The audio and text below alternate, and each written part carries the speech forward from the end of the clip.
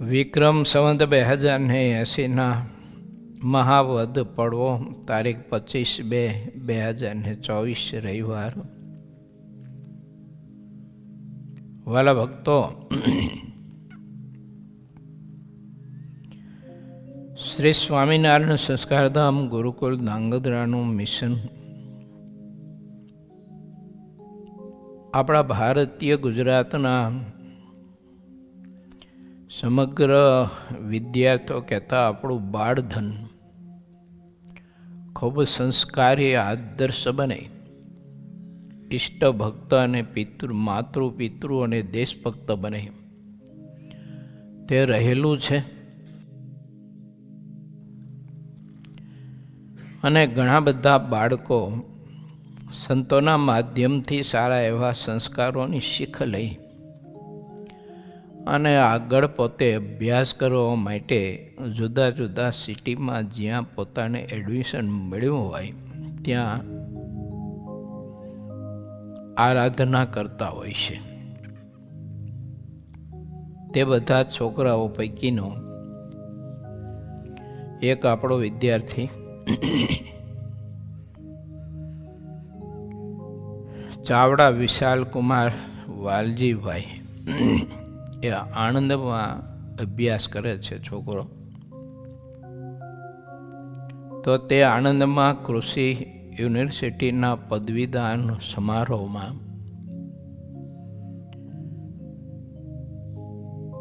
આપણા ગુજરાત રાજ્યના રાજ્યપાલ આચાર્ય દેવવ્રતજીના હસ્તે પુરસ્કાર એનાયત કરી સન્માનિત કરવામાં આવ્યો હતો. એ આપણા ગુરુકુલની નહીં પણ સમગ્ર આપણા ગુજરાતની અને આપણા દેશની અને તે વિશાલ કુમારના માતા પિતાની અને એના ગામની અને આપણા સંસ્થાની આ સુવાસ એને પોતાના જીવનથી ફેલાઈ કહેવાય અને એ સફળતા જીવનની છે. આ બધું થયું આ લોકનું. આ લોકની વ્યવસ્થાના ભાગરૂપે આ બધી સફળતા, તે બધું જે કંઈ મળતું હોય તે બધું માન સન્માન પુરસ્કાર વગેરે વગેરે. પરંતુ વાત આપણા બધા માટે ગૌરવની એ છે કે આ છોકરાઓ ત્યાં કોલેજ કરતા હોવા છતાંય મહારાજની પૂજા પાઠ નિષ્ઠા ઉપાસના આશ્રય ખૂબ દૃઢ કરીને રાખે છે. અને નિત્ય આપણે અહીંથી થતી સાગર કથા એ રોજે રોજ નિયમિત આ છોકરાઓ સાંભળે છે. આ સાચી સફળતા કહેવાય. ઓલી આ લોકની વ્યવસ્થા પૂરતી સફળતા છે. આ સફળતા એની ચિરંજીવી કહેવાય, અવિચળ કહેવાય, અવિનાશી કહેવાય. અને આ લોકની જે સફળતા છે તે આ લોક પૂરતી છે. માટે વિશાલને ખૂબ ખૂબ ધન્યવાદ. મહારાજના ચરણમાં એના વતી પ્રાર્થના કરીએ કે કોલેજિયન અવસ્થામાં એનું જીવન ઠાકોરજી આવો ને આવો સુસંસ્કારી રાખે. અને સુસંસ્કારી જીવન રાખવા માટે ઠાકોરજીએ સમજણ નિષ્ઠા તો આપી છે, પણ વધુ ને વધુ દૃઢ થાય અને એની શુભ મનોકામના, એના માતા પિતાના શુભ સ્વપ્નાઓ અને શ્રી સ્વામિનારાયણ સંસ્કારધામ ગુરુકુલ ધાંગધ્રાના સમગ્ર સંતોના આ વિદ્યાર્થીઓ માટે એની જીવનની સફળતાના શિખરો સર કરવા માટેના સ્વપ્નાઓ ઠાકોરજી પૂરા કરે એવી પ્રભુના ચરણમાં આપણે સૌ કોઈ ચાવડા વિશાલ કુમાર વતી ખૂબ ખૂબ પ્રાર્થના કરીએ. એના મસ્તક ઉપર બે હાથ મૂકી અને એને બાથમાં બેટીને ખૂબ જ અમારા રૂડા રૂડા આશીર્વાદ. વાલા ભક્તો, આજે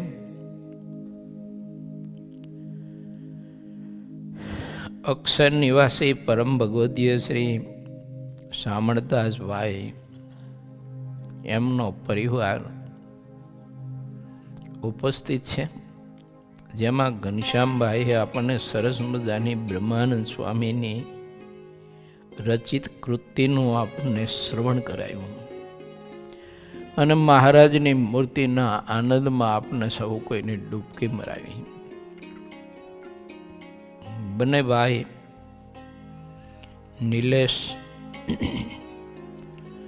ઘનશ્યામભાઈના સુપુત્ર, નિલેશના સુપુત્ર.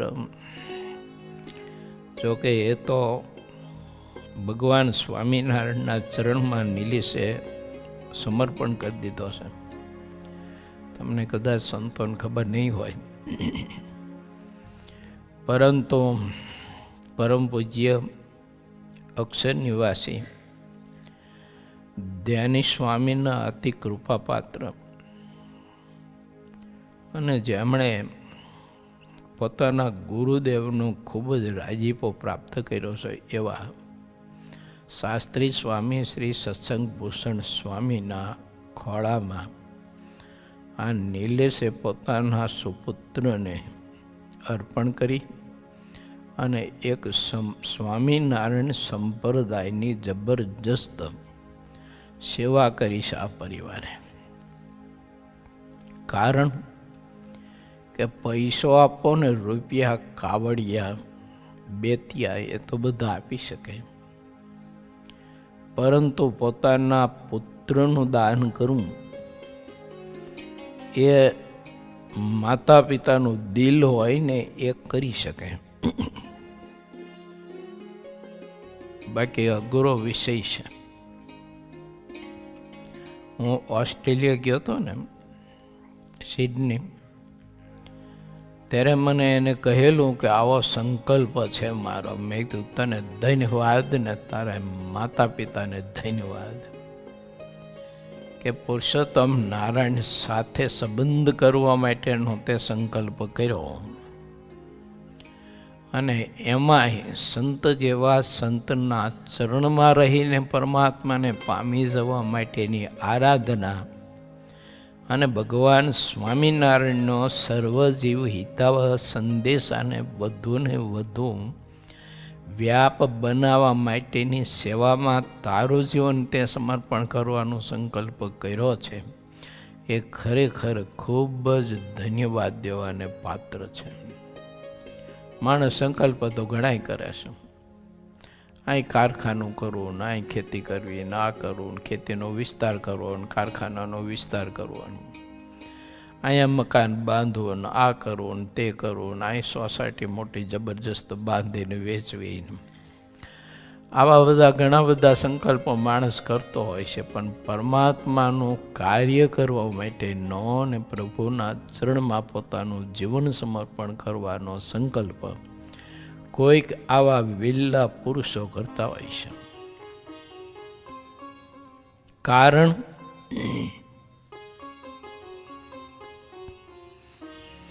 પ્રભુના માર્ગમાં જે પગથિયું બની શકે ને તે કરી શકે. માટે પગથિયા પૂજાય છે મારા બાપ. આપણે દર્શન કરવા જઈને તો સૌ પ્રથમ આપણે પગથિયા હોય ને એના ઉપર રજ હોય ને તે માથે ચડાવીને પગે લાગીએ છીએ. એ પગથિયાને એટલા માટે પગે લાગીએ છીએ કે પ્રભુના જવાના રસ્તામાં તે ગોઠવાય અને આપણને પ્રભુ પાસે પહોંચવા માટેનો અવકાશ આપે છે કે આવો ભાઈઓ, આવો મારા બાપ, મારા સાહેબ, પધારો પધારો, મારા પ્રભુના ચરણ સુધી તમારે જવું છે ને, આવો. તમે મારા પ્રભુના ચરણ સુધી જવા માટે જો આપ ચાલતા હોય ને આવ્યા હોય તો તમારો વજન મારા શિર ઉપર. એમ પગથિયા છે ને, આપણો વજન એના શિર ઉપર લે છે. મારા પ્રભુને પામી જવા માટે મારા પ્રભુના માર્ગે જવા માટે જો તમે જતા હોય ને તો તમારા જોડાનો ઘસારો ખંભો ને એ મારા માટે એક મારું સૌભાગ્ય માનું છું. આમ પગથિયા મંદિરોના આપણને સહુ કોઈને પવિત્ર સંદેશો આપતા હોય છે અને પ્રભુના ચરણમાં જીવન સમર્પણ કરવું એટલે પ્રભુ માટે ઘસાઈ જાઓ. તમે જોઈજો ઘણા કાળથી એ મંદિરના પગથિયાઓ મંદિરમાં ભક્તોને જવા માટે ગોઠવાયા હોય છે ને, પોતા માટે નથી ગોઠવાયા, એ ભક્તો માટે ગોઠવાયા હોય છે. અને ગોઠવાયા પૂર્વે પણ ત્યાં ગોઠવાવા માટે અને ભક્તોની આવી સેવા કરવા માટે ને ભક્તોને પરમાત્માના ચરણાવિંદ સુધી પહોંચવા માટેની એને ગતિ આપવા માટે ત્યાં ગોઠવાવું હતું ને, એના માટે તો એને ટાંકણાને હથોડાના બહુ માર ખાધા છે ને. કારીગરોએ હથોડો અને ટાંકણા લઈ અને બિચારાને ટોચી ટોચી ટોચી ટોચી ટોચી અને એટલો બધો માર માર્યો, એટલો બધો માર માર્યો, તોય મૂંગા મોઢે સહન કર્યું હતું. કારણ કે અમારે ભગવાન પુરુષોત્તમ નારાયણના ચરણના દર્શન કરવા માટે જતા હોય એવા ભક્તોની સેવા કરવી છે અમારે. ત્યાગી હોય કે ગ્રસ્ત હોય, પરંતુ જેને ભગવાનની, સંતની, સત્સંગની, સમાજની સેવા કરવી છે એને બહુ જ ટાંકણા અને હથોડા ખાવા પડતા હોય છે. મોટા પુરુષના જીવનનું આપણે જો દર્શન કરીએ ને તો એમાં આપણને દેખાતું હોય છે કે મહાપુરુષોએ કેટલા કેટલા જગત તરફથી મળેલા બધા જે કંઈ અપમાનો, તિરસ્કારો, તાડન વગેરે વગેરે મહાપુરુષોએ બહુ જ સહન કર્યું. ત્યારે એ મહાપુરુષો પરમાત્માના દ્વારના ઉંબરા યા તો પગથિયા યા તો એના સિંહાસન બની શકાશે. એ એમનામ કે એનો ઉંબરો નથી બની શક્યા અને ઉંબરો એમનામ પૂજાતો નથી. મારા બાપ એને બહુ ટાંકણાના હથોડાના માર ખાધા છે. જો પહેલાં ઉંબરા પૂજાતા, હવે તો ઘરમાંથી ઉંબરા જ કાઢી નાખ્યા, તે પૂજાવાની વાત ક્યાં રહી? બધું કરી નાખ્યું સીધું, સીધા આયલા જાવ એમ. સારું છીએ આપણને પવિત્ર સંદેશો આપે છે કે સીધા ચાલ્યા જાઓ. હાલી તો જો ચાલવાનું તો ખરેખર માણસને સીધું જ છે, પણ સીધો ચાલતો નથી. સીધો ચાલે ને તો કામ થઈ જાય એનું. બોલો, માટે વિચારીએ જ્યારે મંદિર દર્શન કરવા માટે જઈએ ને ત્યારે પગથિયામાંથી થોડોક સંદેશો લેવાનો પ્રયત્ન કરજો. મગજનું થોડુંક દહીં કરવા માટેનો પ્રયત્ન કરજો. મતલબ કે મંથન કરજો, મગજ વાપરજો કે આ પગથિયા આવા સુવાળા થઈ અને ગોઠવાયા છે તે એમનામ ગોઠવાઈ ગયા છે, એ બિચારા એમનામ સુવાળા થયા છે, એને કેટલો માર ખાધો છે. જો કેટલા હથોડા ને કેટલા ટાંકણા લઈ લઈને ઓલાએ ટોચી ટોચી ટોચીને ઓલા પથ્થરને બિચારાને કેટલો બધો માર માર્યો હશે ત્યારે ત્યાં પહોંચ્યા છે. મારે ને તમારે ભગવાન પુરુષોત્તમ નારાયણના ચરણ સુધી જો પહોંચવું હોય ને એનો ઉમરો જો આપણે બનવું હોય તો એને મોટા સત્પુરુષ જે રીતે ઘડતર કરે તે રીતે મારે ને તમારે ઘડતર પામવું જોઈએ. અને સોડી ઉપર શયન કરાવે તો એ સંતને સંગે રહીએ ને વચનામૃત ગ્રંથ એમ કહે છે કે નિત્ય 5 ખાસડા સંત મારે તો પણ તે અપમાનનું સહન કરે તે પુરુષોત્તમ નારાયણના દ્વારનો ઉંબરો બની શકે, એ મુક્ત થઈ શકે.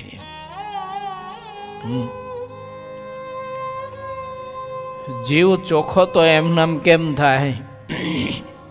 અનાદિ કાળથી આનામાં રહેલા અનેક પ્રકારના વિકારોનો કાદવ અને ગંધ અંદર છે. એ બધી કેવી રીતે નીકળે ને એ કાદવ કેવી રીતે દૂર થાય? માટે ભાગ્યશાળી આત્મા નહીં પણ કૃપા પાત્ર આત્મા હોય તેને ભગવાનના સંત મળે. અને સંત મળ્યા પછી એનો યથાર્થ સ્વીકાર કરી અને એ સંતની મરજીમાં આત્મા અત્યારે રહી શકે અને એ પરમાત્માના મંદિરનો ઉંબરો બની શકે અને એ ઉંબરો રોજ પૂજાય. મારે ને તમારે આ વાત કહેતા, આ કથા કહેતા, આ વિચારો આપણા માટે આપણે પોતે સમજવા બહુ જરૂરી છે કે ઠાકોરજીએ કૃપા કરી અને આ અવસરમાં આ વખતે ઠાકોરજી આપણને એવો અવસર આપ્યો છે કે હું ને તમે પુરુષોત્તમ નારાયણના થઈ જઈએ, એવો અવસર આપ્યો છે. અત્યાર સુધી તો આ ખોડિયામાં રહેલું જીવડું ખબર નહીં હવે કોઈનું થવા માટે થઈને આખી જિંદગી ઘણી બધી મહેનત કરી, પુરુષાર્થ કર્યા અને ઘણી બધી વિદ્યાઓ શીખો, ભણ્યો ગણ્યો, બીજું ત્રીજું કર્યું, પણ કોઈ આનું થયું નહીં. એના કરવા માટે, એના બનાવવા માટે ઘણું કર્યું, પણ એને બધાએ બનાવ્યા, એને બધાએ બનાવ્યો અને એના કોઈ નો વિના. માટે શ્રી હરિના થવા માટે મહારાજે આપણને અવસર આપ્યો છે અને જેને શ્રી હરિના થવું હોય તેને સિદ્ધાનંદ સ્વામીએ 19મા તરંગમાં આપણને સૌ કોઈને બતાવ્યું. ગઈકાલની કથા હતી કે સંતો ગુજરાતમાં વિચરણ કરતા હતા ત્યારે એ પરમહંસો ભગવાન શ્રી હરિએ આપેલો પવિત્ર સંદેશો ભક્તજનોને આપી સમજાવી અને માયામાંથી વિરક્ત થઈ અને ભગવાન શ્રી હરિની મૂર્તિના સુખમાં આત્માઓ જોડાઈ જાય ને એવા પવિત્ર સંદેશાઓ આપતા હતા. તે સંદેશાઓ મારે તમારે ગ્રહણ કર્યા જેવા છે. સંતો શું કહેતા? હે ભક્તો, પટેલ, ઓ શેઠજી, આ લોકની વ્યવસ્થાના ભાગ રૂપે તમે વ્યાપાર કરો છો, બરાબર છે, કરવું જોઈએ, પણ વ્યાપાર કરતાની સાથે આવા પવિત્ર સંતોના યુગમાં રહેજો. આવા પવિત્ર સંતોનો નિત્ય સમાગમ કરજો, નિત્ય એનું દર્શન કરજો. ભગવત સ્વરૂપના સંબંધને જેને પામવું હોય અને પરમાત્માના સ્વરૂપની વિશે અતિશય ગાઢ પ્રીતિ કરવી હોય તો એના સંદર્ભે પ્રથમ પ્રકરણના 8મા વચનામૃતમાં ભગવાન સ્વામિનારાયણે બહુ સ્પષ્ટ બતાવ્યું છે કે પોતાની ઇન્દ્રિયોને અંતઃકરણની ક્રિયા તે ભગવાનને ભગવાનના સંતની સેવામાં જોડી દેવા અને કુસંગનો ત્યાગ કરીને સંતનો સંગ કરવો તો ભગવાનના સ્વરૂપની વિશે એને અસાધારણ પ્રીતિ થઈ છે, ગાઢ પ્રીતિ થઈ છે. જ્યારે ભગવાનના એવા સત્પુરુષ મળે ત્યારે બીજા બધા વિચારો બાજુ પર મૂકી અને ભગવાનના સંતના વચને હું ને તમે ટૂંક ટૂંક થઈ જાય. બ્રહ્માનંદ સામે લખ્યું છે ને કે કરી નાખે ગુરુ વચને તન ચોરે ચોરા. આવો પરિવાર આજે આપણી સભામાં બેઠો છે. બોલો, અક્ષર નિવાસી પરમ પૂજ્ય બ્રહ્મનિષ્ઠ વચન સિદ્ધ પુરુષ મહારાજની મૂર્તિના અખંડ સંબંધવાળા સંત એવા પૂજ્ય ધ્યાની સ્વામીના વચને પોતાના અંગ અને શરીર અને પરિવારો ટૂંક ટૂંક થઈ જાય એવો પરિવાર બેઠો છે. ઘણા બધા પૂજ્ય ધ્યાની સ્વામીના શિષ્યો સ્વામીના વચનમાં એવી શ્રદ્ધા અને વિશ્વાસ રાખીને બેઠા છે. આ સમજાયું કહેવાય. ભગવાનના સત્પુરુષનું જીવન સમજાયું કહેવાય, સત્પુરુષ સમજાયા કહેવાય, એની સ્થિતિ સમજાઈ કહેવાય. અને આટલી ભૂમિકા જીવ ક્લિયર કરે ને એટલે મહારાજની મૂર્તિનો સાક્ષાત્કારનો માર્ગ એનો એકદમ ચોખ્ખો થઈ જાય.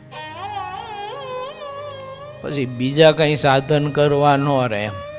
ક્યાંયથી હિમાલયમાં જઈને પોલાશ્રમમાં જઈને બરફીલા પહાડની બીચમાં ઊંધા મસ્તકે એક કોપીન ભર ખોટા બોર ખાઈને તપસ્યા કરીએ, યા તો વાયુ ભક્ષણ કરીને કરીએ, એવું કાંઈ નહોરે કરવાનું. પછી એટલે પ્રેમાનંદ સ્વામી લખ્યું છે કે વિના સાધને સિદ્ધ દશા પમાળી, સિદ્ધને ભટકો છો ચતુર શું જાણ, હે મારા વાલીડાઓ શા માટે ભટકો છો? આવા બધા કઠિન સાધન કર્યા વિના બ્રહ્મ સ્થિતિને પમાળી અક્ષર રૂપ થઈ અને આત્મા અક્ષરાતીત રૂપ પુરુષોત્તમ રૂપ થઈ જાય એવો પરમાત્માએ આ સત્સંગમાં મને ને તમને યોગ આપ્યો છે. હવે શા માટે બધા બટીક કરવું પડે?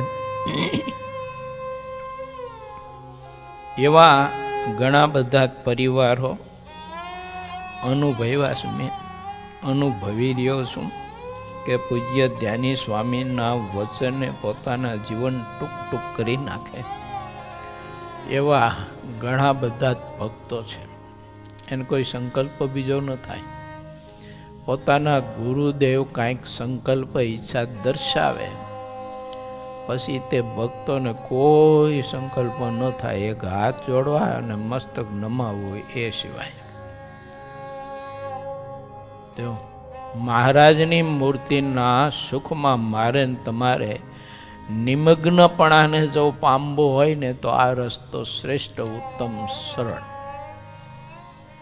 અને જે પરમાત્માના સ્વરૂપની વિશે નિમગ્નપણાને પામ્યો એને માયા પરાભવ નથી કરી શકતી, એમ લોયાના 13મા વચનામૃતમાં શ્રીજી મહારાજે બતાવ્યું છે. માયા પરાભવ ન કરી શકાય એને. કોઈ પણ પ્રકારનું પ્રલોભન આપી અને માયા એને કોઈ પણ વિષયમાં, કોઈ પણ પદાર્થમાં, કોઈ પણ કારણમાં એને બદ્ધ ન કરી શકે, એમાં એને પ્રીતિ ન કરાવી શકે. કારણ કે માયા એને લોપી ન શકે. ભગવાનના સ્વરૂપની વિશે નિમગ્નપણાને પામેલો આત્મા છે. આવી સ્થિતિ પ્રાપ્ત કરવા માટે ઘણી બધી આરાધનાઓ કરવી પડતી હોય છે. તોય આવી સ્થિતિને કોઈ પામે ન પામે, અને કદાચ માનો કે આ બ્રહ્મરૂપ થયેલી સ્થિતિને પામ્યો અને બ્રહ્મરૂપ થઈ ગયો, કદાચ એ સ્થિતિ કદાચ એને પ્રાપ્ત થઈ, પરંતુ તે પોતે બ્રહ્માને બ્રહ્મા જ પરિપૂર્ણ સુખ માની અને આત્મા તે બ્રહ્માને બ્રહ્મા જ પાછો લઈ પામીને રહે છે. વરી પાછો પ્રગટ થઈને મનુષ્ય થાય છે. આપણી રીતે આપણે આરાધના કરી, તપસ્યા કરી, સાધના કરી, બ્રહ્મ સ્થિતિને પામ્યા, પણ આવી થોડી ગડબડ થવાનો સંભવ છે. પરંતુ ભગવાનના સત્પુરુષને વિશે જેને આત્મીયતા બંધાણી છે, એના વચનમાં પરિપૂર્ણ વિશ્વાસ છે, તેને મહાપુરુષો આવી બ્રહ્મ સ્થિતિના પણ આવરણો ભેદાવી દે છે. નહીતર એ બ્રહ્મસ્થિતિના આવરણને આત્મા ભેદી ન શકે, એમાં લય પામી જાય. એમાં લય પામેલો આત્મા તે તેજમાં જ બધું સુખ માને, એમાં જ બધું પરિપૂર્ણ માને. આથી કશું જ પર નથી એવું એને મનાય તો અનંત વાર બ્રહ્મા લય પામે એમ, અને અનંત વાર બ્રહ્માથી પાછો પ્રગટે. તો વિચાર કરીએ આપણે આ બધો જ, તો સમજાય કે ઠાકોરજીએ આપણા ઉપર કેવી કૃપા કરી, અને ઠાકોરજીએ આપણને આ સત્સંગનો અને આ સત્સંગમાં એવા ભગવાનના ભાગવત એકાંતિક સંતનો યોગ આપ્યો છે કે હું ને તમે એના યોગ્ય કરીને, એની કૃપાએ કરીને, એના રાજીપાથી સીધા જ અર્ચી માર્ગે કરી અને ભગવાન પુરુષોત્તમ નારાયણના ચરણ કમળની સેવામાં આપણે જોડાઈ શકીએ. વચમાં બીજું કોઈ આવરણ જ ન મળે, આવે જ નહીં. જો જે કંઈ આવરણ બધા જ મહાપુરુષ ભેદી દે, ચોખ્ખો ક્લિયર માર્ગ કરી દે. લો બીજી સાધના કરી એની કરતા આવા સંત જે હોય એના ચરણમાં આપણું જીવન સમર્પણ કરી અને એના થઈને રહેવું એ કેટલો સરળ માર્ગ છે. પણ જીવ છે ને એ પોતે ઇન્દ્રિયો, અંતકરણનો ને દેહનો થઈને રહી શકે છે, પણ ભગવાનના સત્પુરુષનો થઈને નથી રહી શકતો. આ એક મહા મોટી સમસ્યા છે. સમજે છે કે ઇન્દ્રિયો, અંતકરણ વિકાર સિવાય કશું જ આપતા નથી, વિકાર તરફ જ ખેંચી જાય છે, અને એ વિકારમાં ખેંચાયેલો આત્મા એને નરો માર જ ખાવો પડે છે, દુઃખ જ નકરી પીડા જ ભોગવવી પડે છે. બીજું શું? ઇન્દ્રિયો, અંતકરણ જીવને વિષયમાં ખેંચીને લઈ ગયા ને જોડી દીધા. આ બધી લપસણી ધરતી તો ઓલો દબ દઈને પીડો બિચારો વિષયમાં જોડાઈ ગયો. એટલે વિષયમાં જોડાઈ ગયો એટલે આખી જિંદગી બિચારાને દુઃખ ને કષ્ટો સહન કરવાના, ભોગવવાના. જો સેમ્પલ તરીકે જો વાત કરું તો જ્યાં સુધી સંબંધ નહોતો થયો માયા સાથે, ત્યાં સુધી ખાઈ પીને આનંદ કિલ્લોર કરતો હતો બિચારો. માયા સાથે સંબંધ થયો પછી બિચારો પિંજરામાં પુરાઈ ગયો. જો પિંજરામાં પુરાઈ ગયો છે, પછી એમાંથી બહાર નીકળી ન શકે. જો તો ભગવાન શ્રી હરિની કૃપા જો અમારા તમારા ઉપર કેટલી બધી છે કે ઠાકોરજી આપણને આવો અવસર આપ્યો છે, એટલે ભૂલ ન કરવી, આળસ ન કરવી, પ્રમાદતા ન કરવી, અને કંજુસાઈ ન કરવી. કોને? તો કે ભગવાનના સંતને સમજવામાં, એની આજ્ઞામાં વર્તવામાં. એમાં કંઈ આપણું ડાપણ બાપણ કંઈ રાખવું નહીં. જો એ બધું પોટલું વારીને એક બાજુ મૂકવું.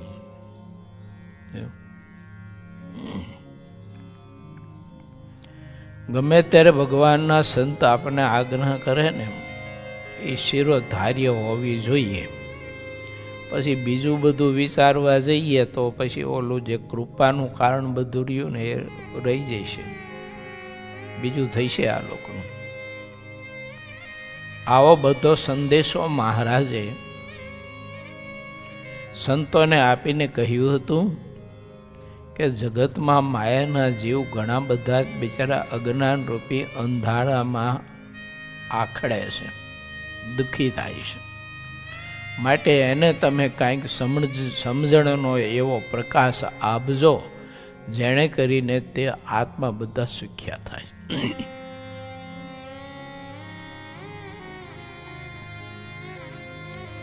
તે કથા આપણે ચાલી રહી છે, તો એમાં આગળ પ્રવેશ કરીએ.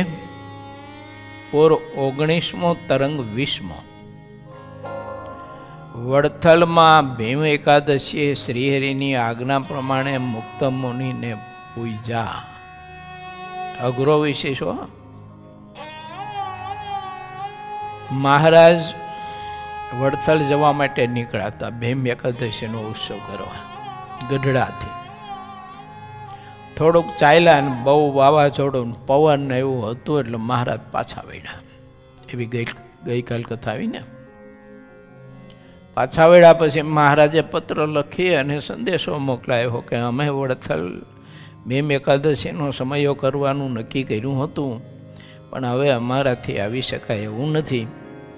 માટે તમે વડથલમાં ભીમ એકાદશીનો ઉત્સવ સમયો ધામધૂમથી કરશો અને અમારી પૂજા કરવા માટે તમે જે કંઈ મનોરથ કર્યા હોય ને અમારી પૂજા કરવા માટે તમે જે કંઈ પદાર્થો ઉપચારો લાવ્યા હોય તો એ અમારી જગ્યાએ મુક્તાનંદ સ્વામીની પૂજા કરજો બધા. હવે આ બધી વાત સ્વીકારવી હારી અઘરી પડી જાય જીવને. જો ભીમ એકાદશીને દિવસે સમયો છે તેમ જાણીને સૌ સંતો અને હરિભક્તો વડથલ ગામ આવ્યા. દસમીને દિવસે બધા સંતો ત્યાં ભેળા થઈ ગયા અને ભગવાન શ્રી હરિના દર્શન કરવા માટે તેમની રાહ જોવા લાગ્યા. વડથલ ગામથી ઉત્તર દિશામાં ગામની પાસે જ એક મોટું વડનું ઝાડ હતું. તે બહુ જ ઘાટું ઘે ઘોર હતું. ત્યાં સહુ સંતો અને હરિભક્તો સભા કરીને બેઠા. વડથલના હરિભક્તોમાં કાળીદાસ નામે વિપ્ર મુખ્ય હતા. તે વડોદરા વિપ્ર હતા, પણ સમયો કરવા માટે આવ્યા હતા. તે વિપ્રે મુક્તાનંદ સ્વામીની પાસે આવીને પૂછ્યું કે એકાદશી તો આવી ગઈ છે, સંતોને હરિભક્તો આવી ગયા છે, પણ શ્રી હરિ તો આવ્યા નથી. પછી સંતો ભક્તો શ્રીહરિના વીરને કારણે જાકા પિયા પરદેશ દુઃખી સોય કામની, ભોજન દિન નહીં ભાઈ નિંદ નહીં જામની, આ રીતના કીર્તનો ગાવા લાગ્યા. બરાબર તે જ વખતે જયાનંદ વર્ણી ગઢપુરથી વડથલ આવી પહોંચ્યા અને શ્રી હરિના જે સમાચાર હતા ને તે વર્ણી આપ્યા. તેમણે કાળીદાસ વિપ્રને કહ્યું કે જેઠ સુધી પાંચમને દિવસ શ્રીહરિ ગઢપુરથી અહીં આવવા માટે નીકળ્યા હતા, પરંતુ ગઢપુરથી 1 કોસ એટલે આવ્યા અને અહીં આવવાનો ભાવ પણ ઘણો હતો. જેટલા કાઠી દરબારો હતા તેની સવારીને પણ સાથે લીધી હતી. કાઠીઓની આગળ શ્રીહરિ બોલતા હતા કે વડથલ ગામમાં આંબા ઘણા છે, એટલે આ વખતે જેટલી ચાહશો તેટલી કેરી તમને આપવી છે. આ રીતે રમૂજ કરતા હતા અને ઓચિંતા એકદમ પવન ચડ્યો અને રસ્તો ન દેખાય ને એવી આંધી જામી ગઈ, બધી ધૂળ ઉડતી હતી. એકાદ બીજા થોડુંક અંતર હોય ને તો દેખાય નહીં, એવી આંધી જામી ગઈ.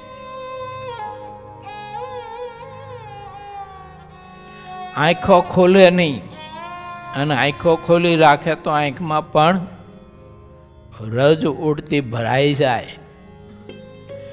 માનો કોઈ દૈત્ય પવનનું રૂપ ધારીને આવ્યો હોય અને તેણે શ્રીહરિના માર્ગને રોકી દીધો હોય તેવું થયું. બધા અશ્વ અટકી ગયા, આગળ ચાલ્યા નહીં. ચાબુક મારતા મારતા થાકી ગયા છતાં ઘોડાઓ એક પગલું પણ ચાલ્યા નહીં. સૌને આવવાનો દિલમાં જેટલો ઉમંગ હતો તે બધો ભાંગી ગયો. બધાનો ઉમંગ ભાંગી ગયો એટલે સૌ પાછા વળ્યા. પવન બધો પાછળ રહ્યો, લગાર પણ આગળ રહ્યો નહીં. શ્રીહરિ પાછા ગઢપુરમાં આવ્યા તે વખતે ત્યાંના બધા હરિભક્તો શ્રીહરિને આવ્યા જાણીને ઘણું રાજી થયા. પછી ભક્તજન પ્રતિપાલક શ્રીહરિએ તત્કાળ પત્ર લખાયો અને મારા હાથમાં આપ્યો. પછી જે વાત કહી તે બધી હવે હું તમને કહું છું. આ કોણ વાત કરી રહ્યું છે? જયાનંદ વર્ણી. વડથલમાં કાળીદાસ આદિક જે વડથલ ગામના ભક્તો છે એને આ વાત કરી રહ્યા છે. શ્રીહરિએ કહ્યું છે કે અમારી આજ્ઞા કરીને જે હરિભક્તો હોય તેમણે મુક્તાનંદ સ્વામીને પાટ ઉપર બેસાડીને ઘણા પ્રેમથી તેમની પૂજા કરવી. અમારા આ વચનને સૌએ પાળવું. અમારા આજ્ઞા વચનને જે અનુસરે છે તે અમારી પૂજા કરે છે તેમ હું માનું છું, અને જે તેમાં કુતર્ક કરે છે તેમાં અમે રાજી થતા નથી. ઠાકોરજીની મરજી હોય ને ત્યારે ઠાકોરજી આપણે રાજી થઈ અને જે પૂજવાની રીત બતાવે ને એ રીત અને જેની પૂજા કરવાની બતાવે ને તેની પૂજા વિના સંકોચે કરવી જોઈએ. જો પણ વિશ્વાસ ને શ્રદ્ધા છે મહત્વના છે. એક સંત હતા, ભગવાનની મૂર્તિમાં રસ બસ રહેનારા પુરુષ હતા અને કુટિયા બાંધીને જંગલમાં કોઈ રસ્તાની બાજુમાં આરાધના કરતા હતા. આગળ એક મોટી નદી હતી અને ઘણા લોકોએ નદીના સામા કિનારે એક મોટું શિવાલયનું મંદિર હતું.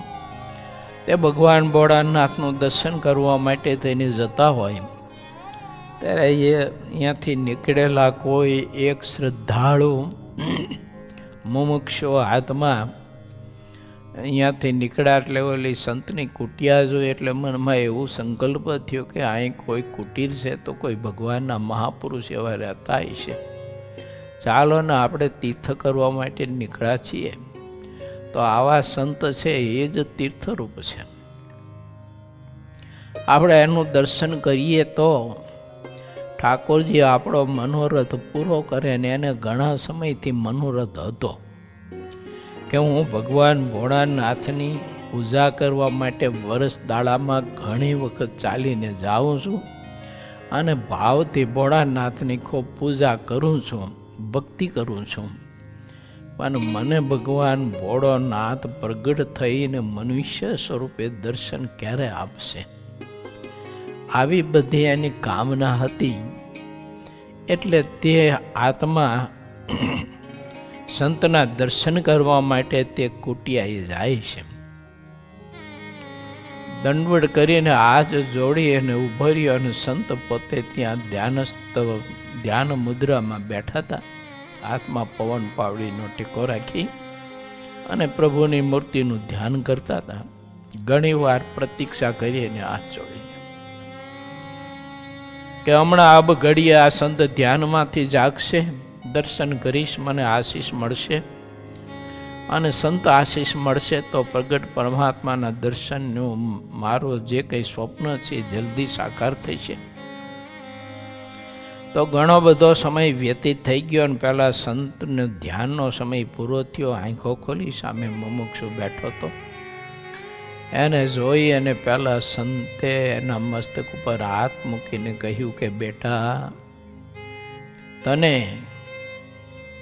પ્રગટ ભગવાન ભોળાનાથ દર્શન આપે ને તારી સાથે વાતો કરે આવી તારી શુભ મનોકામના છે ને, જા તું દર્શન કરવા માટે આ શિવાલયના દર્શન કરવા માટે જઈશ ને પૂજા કરવા માટે, તો ત્યાં પહોંચીશ ને તો ભગવાન ભોળાનાથ એ મંદિરમાં તારી રાહ જોતા હશે. પહેલો તો ક્રોધ થઈ ગયો. એને એમ થઈ ગયું કે વાહ વાહ પ્રભુ, મારા બાપ ત્યાં તો મને ન્યાલ કરી દીધો, ન્યાલ કરી દીધો. પણ એને સંતના વચનમાં વિશ્વાસ કેટલો નક્કી થઈ ગયો હોય ને. આપણે હોય તો આ તો વાત કરે સાધુ, પણ એમ કઈ થોડાક ભગવાન કઈ રાહ જોઈને ઊભા હોય આપણે, એમ શંકા કુશંકા થાય. તર્કનું પોટલું સિદ્ધાનંદ સ્વામી આમાં આપણને બતાવ્યું કે બાજુ પર મૂકો, ભગવાનને ભગવાન એવા સંત મળે ને એની પાસે આપણી બુદ્ધિનું પોટલું એક બાજુ. એટલો બધો આનંદ વિભોર થઈ ગયો આ મોક્ષવાદમાં, એટલો બધો આનંદ વિભોર થઈ ગયો ને આનંદમાં ને આંદરમાં નાચતો ને ઘૂસતો નદી પાર કરી અને જ્યાં ભગવાન ભોળાનાથનું શિવ મંદિર હતું ને ત્યાં જાય અને શિવ મંદિરના પગથિયાને પગે લાગી અને 2 પગથિયા જ્યાં ચડે અને ત્યાં મધ્ય મંદિરના ડેરામાં ભગવાન ભોળાનાથ પોતાનો અભય વરદ તે ભક્તની સામે ઢોળીને પ્રભુ બસ. બાજુમાં પાર્વતીજી છે.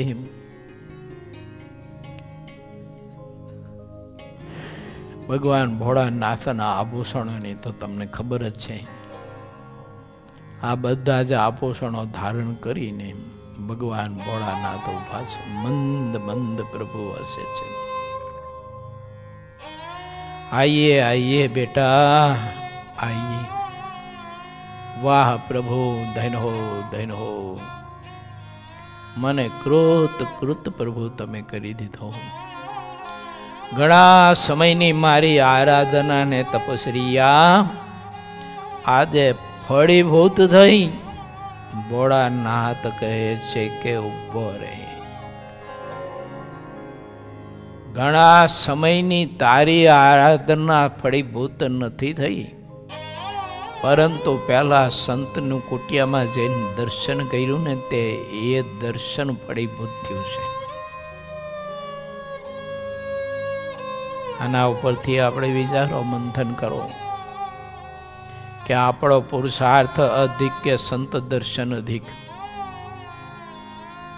સારંગપુરનું 10મું વચનામૃત એમ કહે છે, એવા સંતનું દર્શન થાય ત્યારે એમ માનવું કે મને સાક્ષાત ભગવાનનું દર્શન થઈ ચૂક્યું. સારંગપુરનું 10મું એમ કહે છે. આનંદ સારંગપુરનું 7મું એમ કહે છે કે એવા સંત જે જાગ્યામાં રહેતા હોય તેને નૈમિક ક્ષાણીય ક્ષેત્ર જાણવું ને ત્યાં મોક્ષ અને ઈચ્છવો ને ત્યાં મન દૃઢ કરવું. એમ મહારાજે બતાવ્યો રસ્તો. એ રસ્તો ભોળાનાથ બતાવે છે પેલા મુમુક્ષુ આત્માને.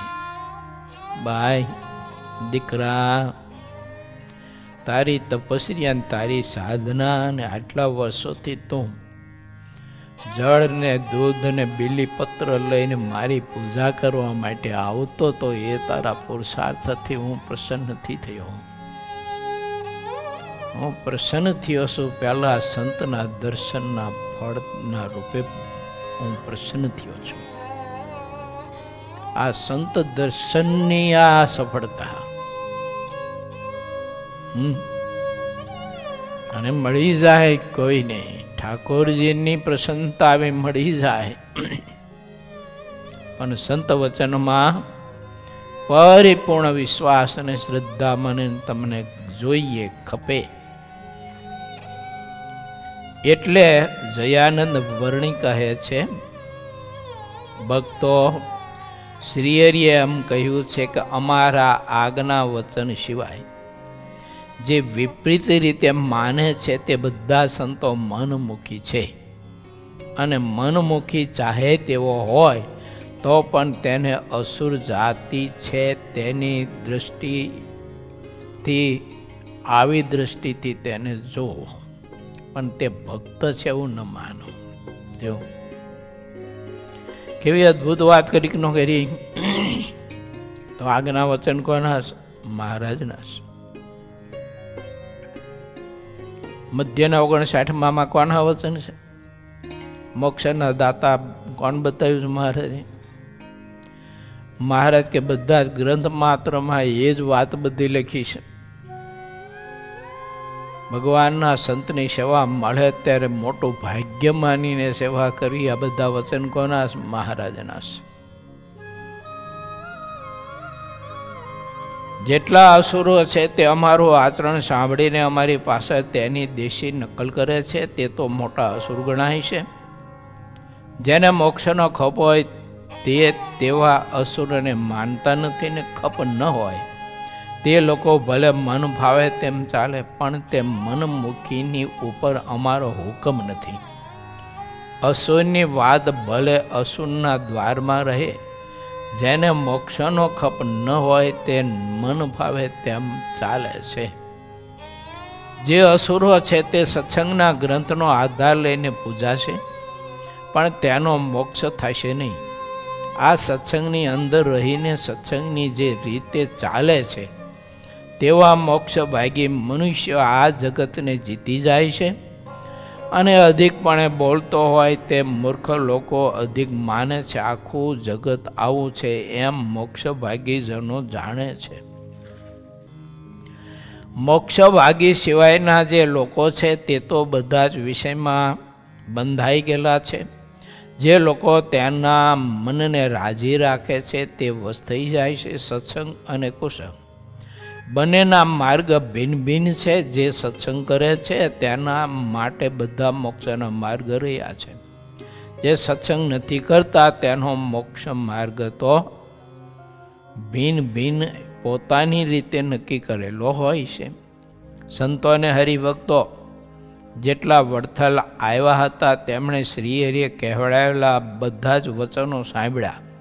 પછી જેવી શ્રીહરિની આજ્ઞા હતી તે પ્રમાણે પરમ પ્રેમથી સૌએ કર્યું.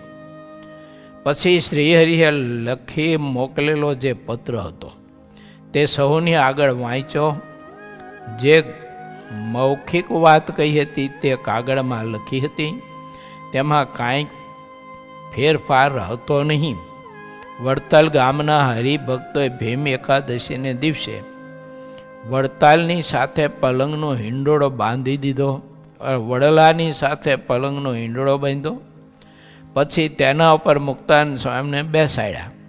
બધા સંતો સભાના રૂપમાં આગળ આવીને બેસી ગયા. હરિભક્તોએ પણ સૌએ આવીને સભા કરી અને પૂજાનો સામાન લાવ્યા હતા તેનાથી મુક્તાનંદ સ્વામીની પૂજા કરી.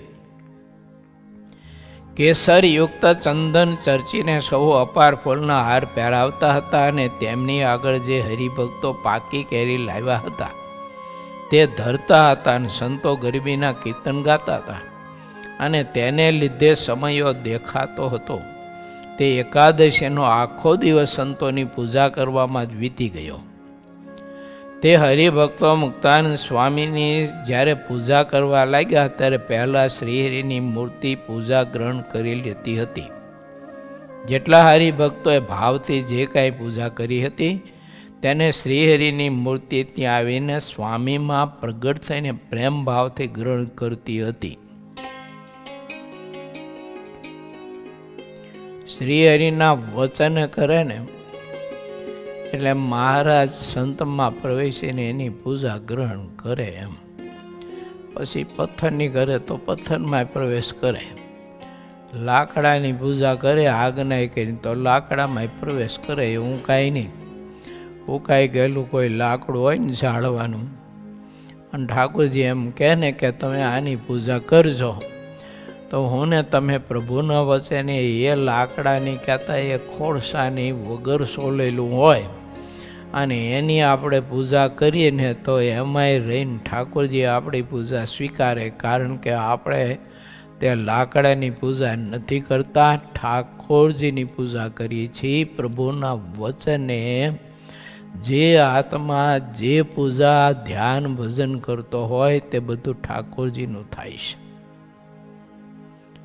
માટે વચન ઉપર ભગવાનના ભક્તને લક્ષ્ય રાખવું અને વચનનું મહત્વ કેટલું છે અને વચન લોપવાથી જીવ કેટલો દુઃખી થાય છે એના માટેનો તો નિષ્કુળાનંદ સ્વામી આખો ગ્રંથ રચ્યો.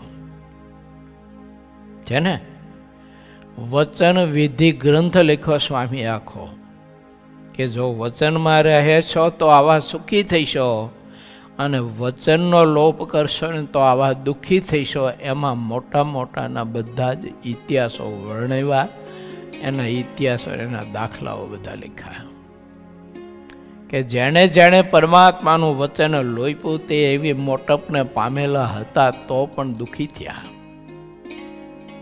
તો આ બધા તો ભગવાનના માર્ગમાં ચાલનારા મોટા મણિધરો જેવા કહેવાય. પણ ભગવાનનું અલ્પ વચન ક્યાંક લોપાયું તો પણ દુખાયું. તેવા મણિધરોને આમ થતું હોય તો આપણા જેવા દાંડા જેવાની શું દિશા થાય? માટે વિચારું, ઠાકોરજીનું અલ્પ વચન પણ મહત વચન માનવું, અને અલ્પ વચન પાળવે કરીને મહત સુખ પ્રાપ્ત થાય છે એવી શ્રદ્ધા આપણે એમાં જોડવી, ન હોય તો જોડવી. ઠાકોરજીના વચનનું પાલન કરવાથી જ આપણે સુખી થવાના.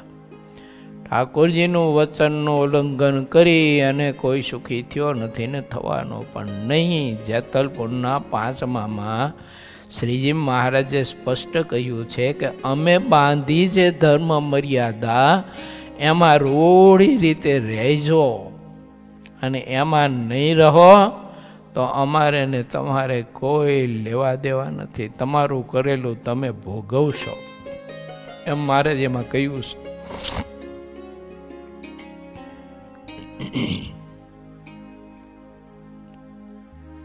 ભગવાન શ્રીહરિનું આજ્ઞા વચન હતું એટલે બધા ભક્તોએ મુક્તાનંદ સ્વામીને ભાવથી પૂજા કરી, અને જે ભક્તો આવીને પૂજા કરતા હતા તે મુક્તાનંદ સ્વામી એમાં રહી અને ભગવાન શ્રીહરિ પોતે સ્વીકારતા હતા. એવું દર્શન કોઈ સમાધિવાળા પુરુષો અને કોઈ એવી સ્થિતિને પામેલા પુરુષો અને કોઈ નિર્વિકલ્પ ઉત્તમ સ્થિતિને પામેલા પુરુષો એ દર્શન કરી શકતા હતા.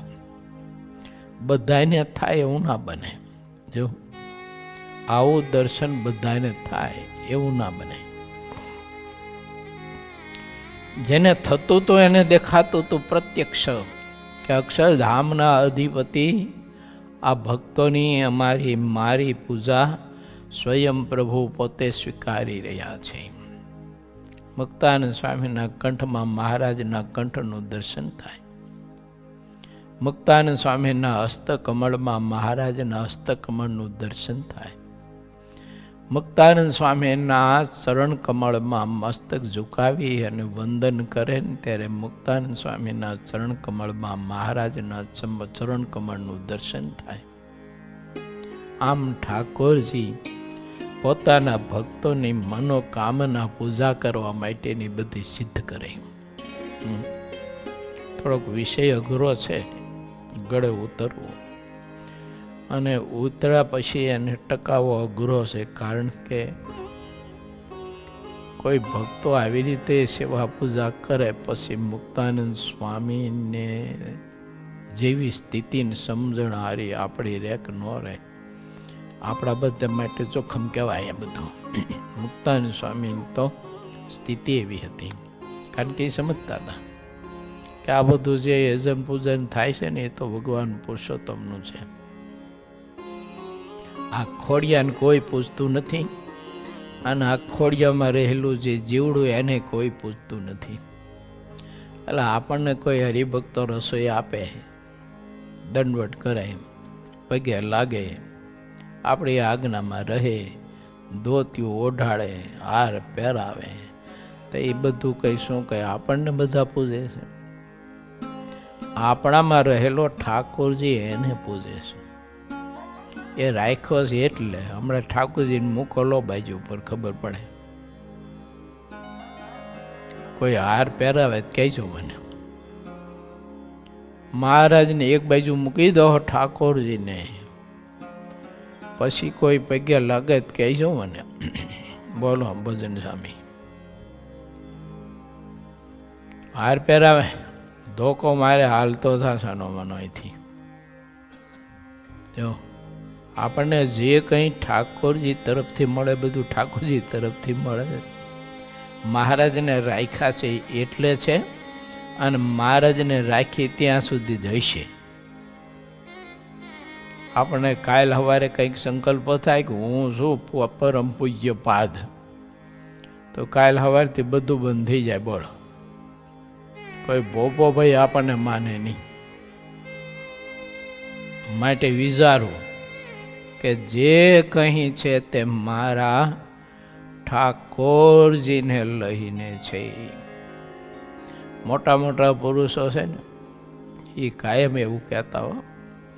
કોઈ હરિભગત કોઈ સાધુ કહે ને કે સ્વામી તમે તો બહુ સમર્થ પુરુષ, બહુ મોટા વચન છે. ના રે બાપ, કાંઈ નથી, હું તો આવો નાનો એવો સાધુ છું એમ કહેતા. પૂજ્ય ધ્યાની સ્વામી બહુ કહેતા, તમે લીલે સાંભળ્યું હોય છે ઘણી વખત. જો હું તો નાનો સાધુ છું. મોટા મોટા સંતો અમારા ગુરુ હતા વિજ્ઞાનદાસ સ્વામી, બહુ સમર્થ સંત, ભજરાનંદીનું વચન સિદ્ધ પુરુષને મહારાજની મૂર્તિના સાક્ષાત્કારને પામેલા પુરુષ, ઓતપ્રોત રહેનારા મૂર્તિના સુખમાં. કોઈ હરિભક્તો કહે કે ઓહો સ્વામી તમારી તો ઘણી ઉંમર થઈ ને તમે તો બહુ ભજનાનંદીનું બહુ ભજન કરો છો. ત્યારે અમારા ગુરુ કહેતા કે ના રે ના, કાંઈ થતું નથી, થોડું ઘણું થાય કે કંઈ થતું નથી, હું તો નાનો એવો સાધુ છું. આ એની સાધુતાના એની મોટપ છે. આપણા જેવાને કોઈ બે જોડીને કહે વાહ તમે તો બહુ મોટા સંત છો, તમારો ત્યાગને વૈરાગ તો નિષ્કુળાનંદ સ્વામી જોવો, મુક્તાનંદ સ્વામી જોવો, બ્રહ્માનંદ સ્વામી જોવો ને આહા, આપણને સારું આહા થઈ જાય તરત. એમ હું શું કંઈ કેમ આ જીવડું છે ને બિચારું પચાવી ન શકે. માટે વિચારું હરિભક્તોને કે સંતોને જે સત્સંગમાં માન સન્માન છે, પ્રતિષ્ઠા છે, જે કંઈ છે તે બધું ઠાકોરજી લઈને છે. બાકી આ ખોડિયામાં, હાડકાના માળખામાં, લોહીના અને માંસના લોચામાં રહેનારો જીવ, એમાં કશું જ નથી. જે છે તે ભગવાન પુરુષોત્તમ નારાયણના યોગ્ય કરીને, એની કૃપાથી, એના સંબંધે કરીને, એના પ્રકાશે કરીને આત્મામાં પ્રકાશ છે. આ ભૂલવું ના જોઈએ કોઈ દિવસ, તો વાંધો ન આવે. તો પછી ઓલો અહંકાર કોઈ દિવસ ગરી ન શકે એમાં. તે સમયે જે સમાધિવાળા હતા